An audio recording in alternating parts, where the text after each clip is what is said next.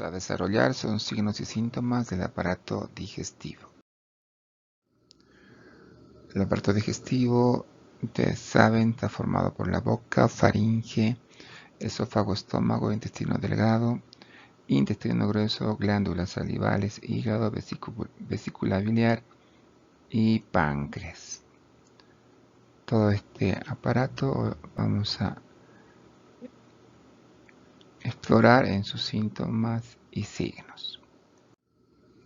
Bueno, aquí una lucha muy importante hoy más que nunca.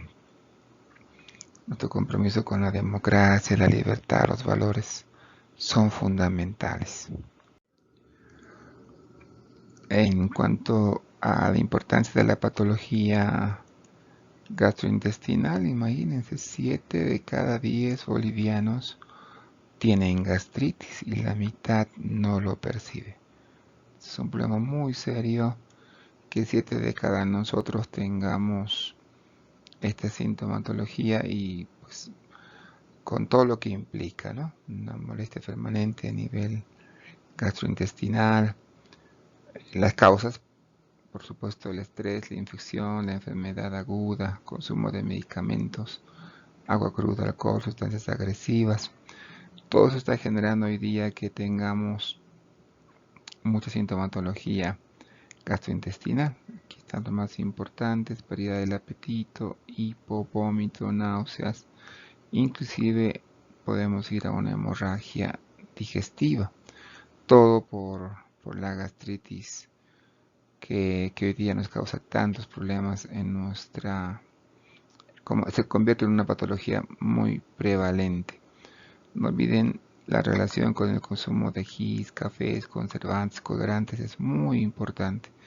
Estos pacientes deben evitar este tipo de alimentación, evitar automedicarse y mantener un horario regular de las comidas, tener una alimentación la más balanceada posible y claro, tener una consulta inmediatamente porque una inflamación leve de la mucosa del estómago puede terminar en una hemorragia digestiva. Los síntomas más importantes que tenemos son: 1. El dolor torácico. Es un dolor espontáneo o durante la comida. Es un dolor clásico retrosternal de tipo urente que se irradia hacia los lados del tórax, al cuello y al ángulo de la mandíbula. Eso nos habla de que hay una inflamación del esófago por reflujo.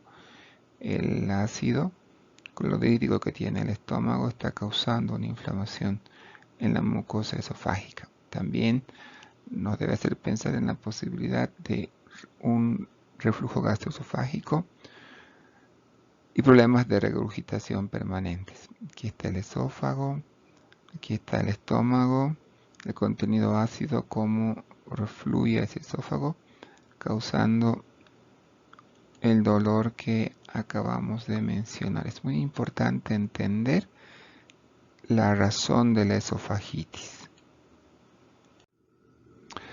Bien, la disfagia, la dificultad en el tránsito del bolo alimenticio, por supuesto que aquí puede ser debido, como en este caso, a una enfermedad como el cáncer, una patología también prevalente.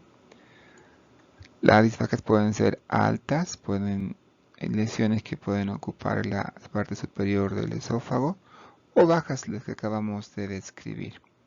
La compresión que causaría una lesión tumoral en esófago. Las lesiones pueden ser a nivel de esófago orgánicas, lo que decíamos del cáncer, que tiene una evolución generalmente lenta, progresiva, va aumentando en intensidad. En cambio, la funcional es brusca y caprichosa, entre comillas. Significa que puede presentarse con algunos alimentos y con otros no. Entonces, eso nos debe hacer pensar que puede haber un origen neurótico, histérico o realmente por espasmos, pero que no responden a una lesión tumoral.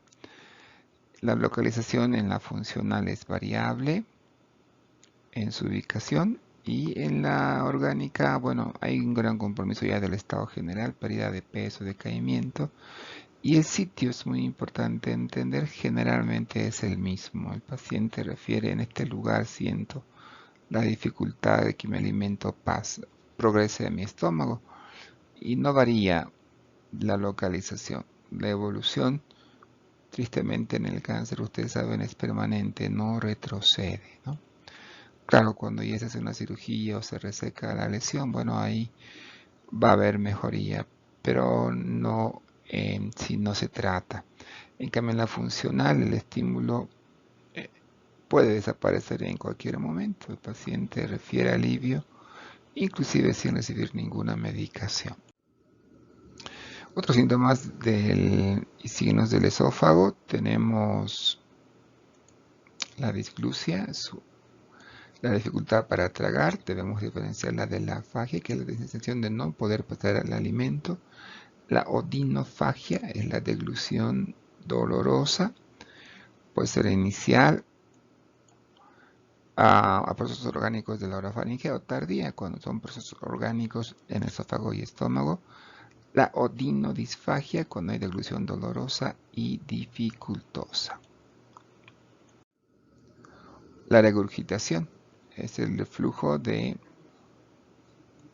hacia la cavidad bucal de pequeñas cantidades de líquidos o alimentos sólidos sin digerir, ¿no? Regurgitación sin digerir, provenientes del esófago o del estómago. Lo básico de la regurgitación es que se presenta sin esfuerzo. Se presenta sin esfuerzo, sin náuseas ni contracciones abdominales. Cuando hay esfuerzo, hay náuseas y hay contracciones abdominales, tenemos lo que conocemos como el síntoma conocido como vómito. La pirosis es la sensación de quemazón ascendente retrosternal debido al reflujo del estómago hacia la cavidad bucal. La mayoría de las veces puede llegar inclusive hasta la faringe. Aquí del estómago puede extenderse hasta la faringe, sensación de quemazón ascendente. En el hiato, hiperaquilias, hipersecreción de ácido clorhídrico, alcoholismo, tabaquismo, las causas probables. El síndrome esofágico es un síndrome caracterizado por disfagia, pirosis, dolor, regurgitación y cialorrea. De todo debido a una lesión que está aconteciendo aquí en el esófago. Los síntomas y signos del estómago: el dolor gástrico es un dolor localizado en el epigastrio. Clásicamente el paciente refiere: me duele aquí arriba, encima del ombligo, y se toca con la mano. Y ahí nos marca claramente el sitio de afectación. Leve generalmente cuando se inicia una gastritis, pero que puede ser muy intenso cuando la gastritis progresa a una úlcera, y mucho más todavía cuando la úlcera se perfora, que puede generar un abdomen agudo.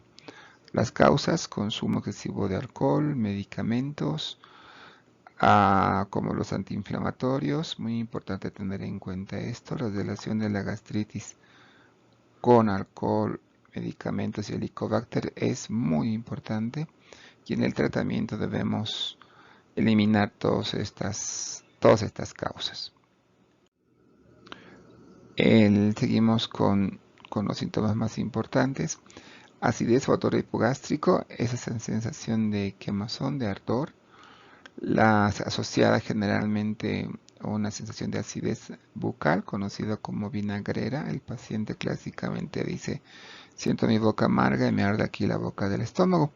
Y aquí la causa es clara, ¿no? El aumento del ácido clorhídrico asociado a un estado inflamatorio de la mucosa.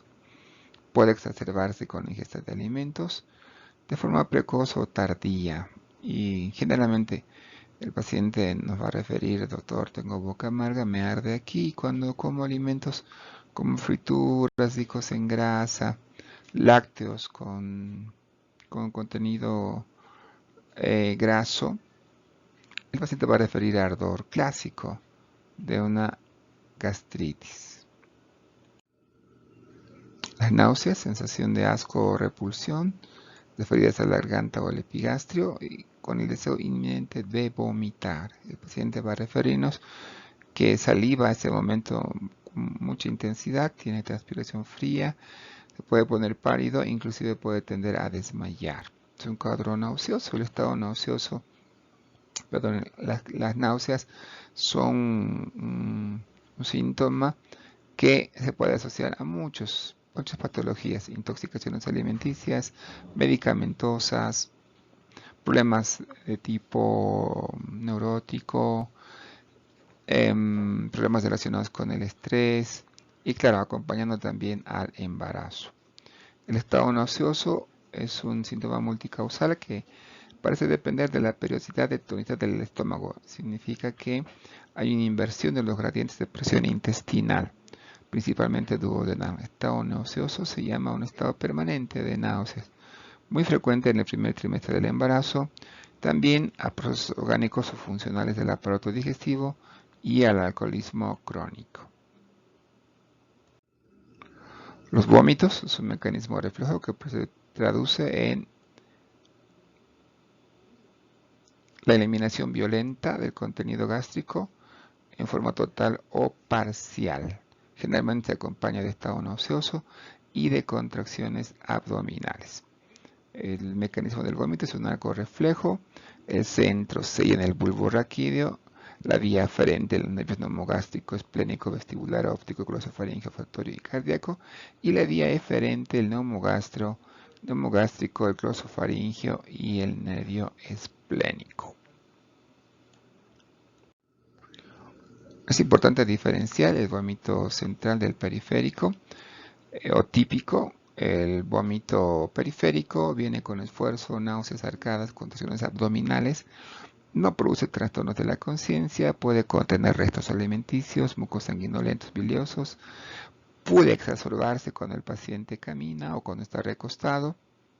En cambio, el central es muy importante diferenciarlo, reitero, es sin esfuerzo, no va con náuseas, no hay contracción abdominal, generalmente es paroxístico y explosivo.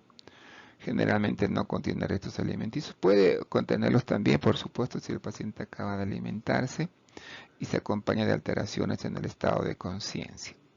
La causa, hipertensión endocraneana. Lamentablemente las enfermedades neurológicas como las meningitis van a asociarse a vómitos explosivos, siendo muy importantes para identificar una posible enfermedad neurológica. En cambio, las gastrointestinales, generalmente por intoxicaciones alimenticias, bacterianas, por fármacos, por sustancias emetizantes, etcétera, que son el vómito al que todos estamos familiarizados porque alguna vez seguramente lo hemos causado. El periférico tiene estas particularidades. El central, no olviden, explosivo, en chorro de canilla y muy orientador a patología neurológica. El vómito postural produce al adoptar determinada posición, generalmente acompañado a afecciones laberínticas. Y el psicógeno, variable, repetitivo, nunca es uno igual al otro y generalmente acompañado a alteraciones neuropsíquicas y hoy día con tantos problemas de estrés con el coronavirus y ahora estrés político, pues los problemas neuropsíquicos son un problema muy serio. Es importante ver las características del vómito, nos va a orientar a una probable patología. El vómito alimenticio sin digerir, como el que vemos aquí, una patología netamente gástrica, inflamación de la mucosa gástrica, una infección bacteriana importante a este nivel. El vómito bilioso, el vómito verde amarillento, formaciones hepatosvesiculares o formaciones pancreáticas. El líquido claro, sin restos alimenticios y persecución gástrica. El mucoso, generalmente asociado al alcoholismo. El sanguíneo, acompañado, conocido como hematemesis. Y puede haber tener vómito acompañado de pus, gastritis flemonosa, un absceso en el estómago, el porráceo, verdoso y pastoso, que corresponde a sustancias del intestino delgado por obstrucción intestinal alta, y el fecaloideo, eliminación del vómito en materia fecal por fístulas gastrocólicas, obstrucciones intestinales bajas con válvula ileocecal incontinente. La regurgitación es un fenómeno normal en los adultos, consiste en el regreso sin esfuerzo del contenido gástrico. Este contenido gástrico regresa sin esfuerzo a la cavidad bucal.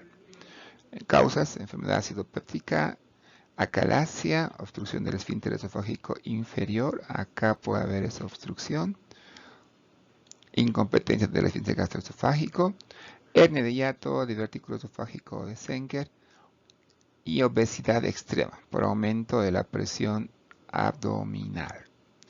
No olviden que la obesidad es una enfermedad grave hoy día que está afectando sobre todo a nuestros niños, con todas las consecuencias que eso implica. Aerofagia, del griego aéreos, aire, fagos, comer, deglutir, es un problema de salud que ocurre cuando una persona traga mucho aire que llega al estómago.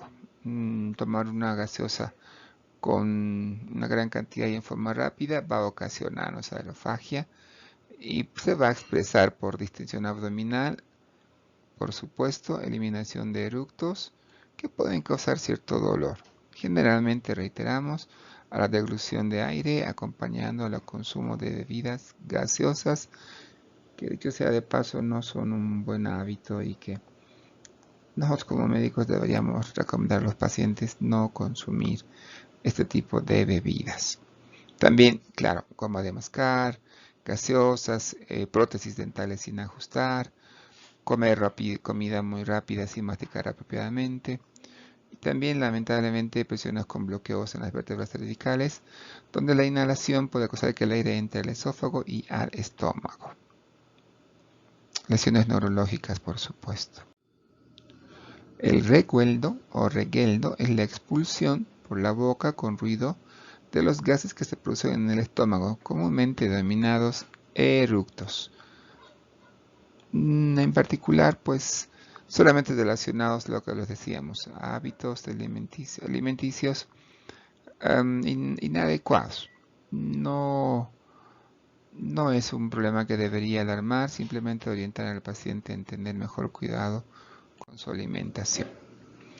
El hipo es una contracción involuntaria, espasmódica del diafragma y los músculos intercostales. El diafragma se contrae bruscamente y repetitivamente, generando una inspiración anormal.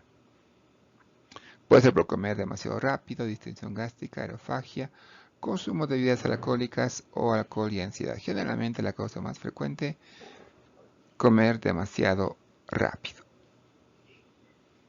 Hay un hipo muy particular, se llama el singultus, es un hipo persistente que se presenta en un ataque prolongado que puede durar inclusive superior a 48 horas, convirtiéndose en una urgencia gastrointestinal que amerita un tratamiento inmediato porque este paciente no va a poder alimentarse, descansar o trabajar por este tipo de hipo persistente.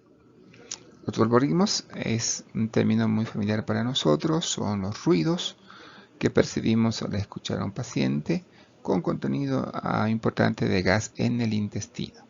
Se puede escuchar, inclusive ahí nada más aproximándonos al paciente, uno puede percibir esa cantidad importante de gases, generalmente acompañado a infecciones intestinales severas de tipo viral o bacterianas. También puede haber, por supuesto, uno fisiológico, donde el proceso se acompaña por el uso de purgantes. Y el patológico, decíamos, infecciones, en fermentaciones de comida por abundante cantidad, cuadros diarreicos generalmente.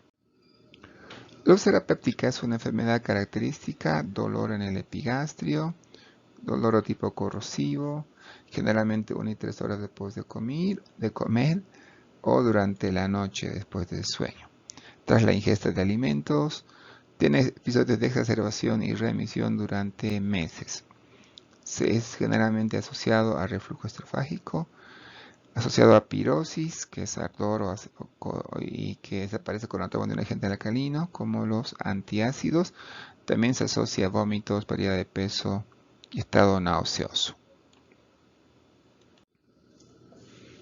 Los síntomas y signos del estómago, además, se entiende que se debe a la afectación de la mucosa que cubre el duodeno. La causa, un desequilibrio entre los factores agresivos para la mucosa y los defensivos.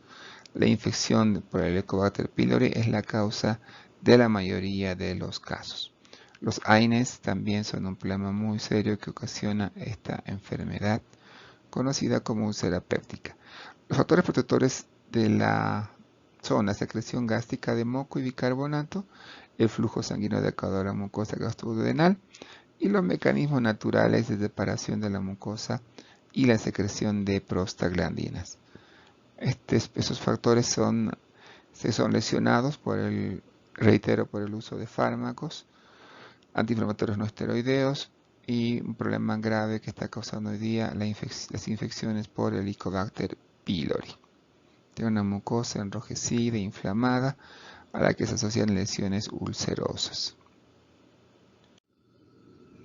La hemorragia digestiva alta es la pérdida de sangre causada por diversas enfermedades. Aquí tenemos una imagen, un sangrado a nivel de estómago, generalmente secundario a cuadros de infecciones muy fuertes, asociados también a problemas ulcerosos, úlceras extensas, masivas pueden generar estos cuadros. La hemorragia puede ser intensa, puede ser inclusive causar la pérdida del 30-40% del volumen sanguíneo.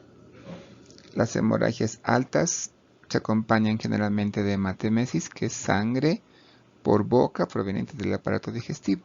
La sangre puede ser roja o fresca o puede ser oscura o negruzca cuando es de origen gastroduodenal con o sin restos alimenticios. Puede acompañarse o no de náuseas e ir seguidas de melenas, que son heces oscuras. Tener en cuenta siempre este cuadro como diferenciarlo de las hemoptisis, que es tos con sangre, ¿no? Aquí son eliminación por boca de sangre del aparato digestivo a través del vómito. Eso es la hematemesis.